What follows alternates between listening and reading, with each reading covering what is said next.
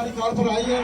मैं एक बात कहना चाहता हूँ इस काम में पाकिस्तान के लिए कि पाकिस्तान अगर है तो कश्मीर भी है। जिस तरह ताज साहब ने कहा, तो हम पाकिस्तान के लिए हमेशा दुआ करते हैं, पाकिस्तान के साथ खड़े रहते हैं और हमेशा हमारी ये ख्वाहिश होती है कि पाकिस्तान का नाम जिंदा रहे और पाकिस्तान जो जिस तरह मुस्लिम ममालिक उसका हीरो जेम्स साहब ने फरमाया।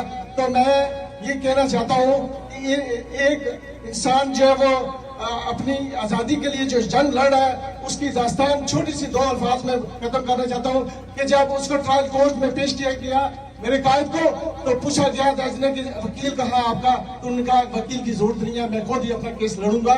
तो जज साहब ने कहा वकील का होना जरूरी है। उन्होंने कहा नहीं, मुझे आप बताएं मेरा कसूर क्या है।